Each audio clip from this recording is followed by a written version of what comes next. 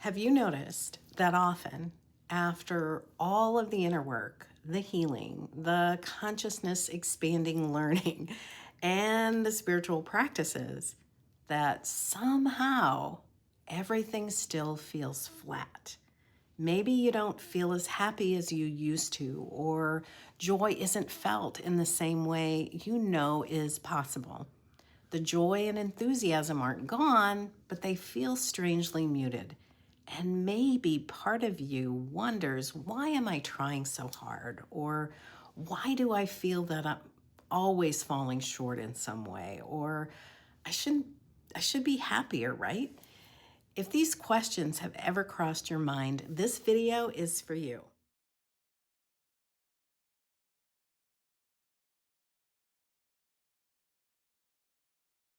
So let's name what's happening. Because when we name the experience, we can do something about it. So I've been working with spiritually conscious, high achieving, amazing women as an integrated potential advisor and a life on purpose coach since 2003. And I share this with you so you know this is coming from someone who's not only lived this herself, but who's also worked with thousands of high achieving, spiritually conscious women who are deeply self aware, who are intuitive, responsible, and devoted to growth. And I see this pattern again and again. They're not unconscious, they're not avoiding their inner work, but they're exhausted. And many feel this undercurrent of sadness or disappointment no matter how much they accomplish. And it's not because they haven't done enough, but rather it's because of how they've been doing what they do. It's not the what, but the how. There's a hidden habit almost no one names, especially on the spiritual path, but it quietly drains joy. It drains true presence and aliveness. So let's look at that hidden habit that steals your joy. And that habit is a form of self-regulation. It's when the observer, which is a natural function of consciousness, becomes an overseer or a manager. It's when you're watching yourself and there's mental commentary about how you're doing life.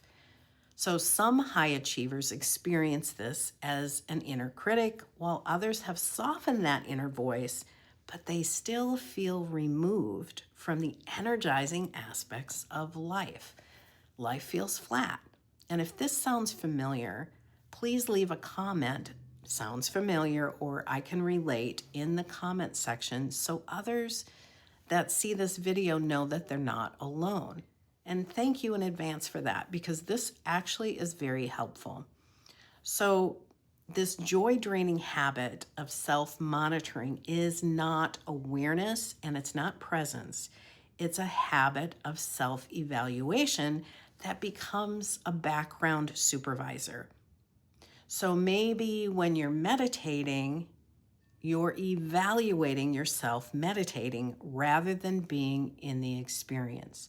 Or perhaps when you're conversing with someone, you're assessing how you're doing or assessing what you said or what they said. And maybe even when you're enjoying something, part of you is asking some version of, am I doing this right? What did they mean by that, etc. Well, this is not a flaw. It's not something you did wrong. The ability to observe yourself and life experiences and self-reflect are actually highly developed, very useful skills. But when we start identifying with this supervising observer as ourselves, or if we let it run 24/7 instead of using it as a tool for occasional self-reflection, we start to feel like we're living under a microscope. And so we dampen our enthusiasm and our joy. Consider for a moment what you're doing to yourself if this is your experience. Can you feel fully engaged and happy if you feel like you're constantly being evaluated, or if you're constantly assessing or determining, how good your life experience is? Are you in the habit of perpetually evaluating rather than being present and in the moment? If so, this will steal your joy. It'll dampen it because joy requires true presence, not supervision. Joy requires unself-consciousness. So let me share a story that illustrates pure joy so you can see this in another way. When I was a child, Christmas morning, and in fact the entire season, was pure magic for me. I'd be in my pajamas on Christmas morning with my brother and my sister. My parents would be nearby, and all of us would just be buzzing with excitement because Santa had come while we slept. There was no self-evaluation, no inner commentary, no self-improvement project, just presence, receiving, and joy. Weeks before, I'd flip through Christmas catalogs, imagining what might come. Not to manifest, not to optimize, not to get somewhere else, but to delight in the possibilities. And after the gifts were opened on Christmas morning, we'd play. That was it. There'd be crumpled wrapping paper all around us. We'd be in our pajamas playing in pure joy. And the next day was filled with joy too. No school, and we were in the moment, surrounded by toys and twinkling lights, and the day was wide open with possibilities. I once saw a Christmas movie with a line that stated that the 26th of December was the saddest day of the year for this particular character. And I never felt that way. For me, the magic of Christmas wasn't a one-day event. On the 26th, my mom would let me choose breakfast. My dad and I shared a birthday cake on Christmas Day, and it was nothing elaborate. There wasn't a huge party. There was nothing to fix. We were together and belonging inside the moment. When I look back, what stands out isn't the gifts. It's that I wasn't watching myself live. I was thoroughly in the moment living. So are you living or watching yourself live? Are you evaluating or letting the moment be as it is? So let's explore the shift, reassigning the observer. What do you do with the observer? Well, we don't get rid of it. We don't transcend it. We certainly don't shame it. We reassign it. Here's a powerful practice that I've shared for years and the one that I still return to. Instead of letting the observer scan for what's potentially wrong or what needs to be fixed or improved, give it a better job. If this resonates, tell that aspect of yourself, your only job right now is to notice beauty. That's it. Walk in beauty.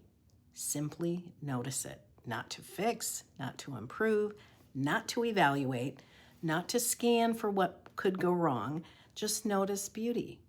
A color, a sound, a texture, a flickering light on the wall, the feeling of breath in your body or a slow, gentle exhale. This is what I mean by the closing that I leave on every video, walk in beauty. Because when the observer aspect of our consciousness looks for beauty, instead of trying, perfecting, or evaluating, the nervous system finally softens and relaxes. And joy doesn't need to be chased, it re-emerges. So let's address spiritual exhaustion. Here's the part that perhaps matters most.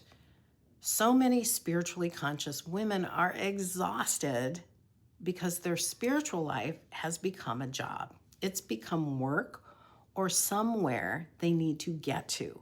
Always improving, always managing, always striving to arrive somewhere else. But joy doesn't live at the end of some journey.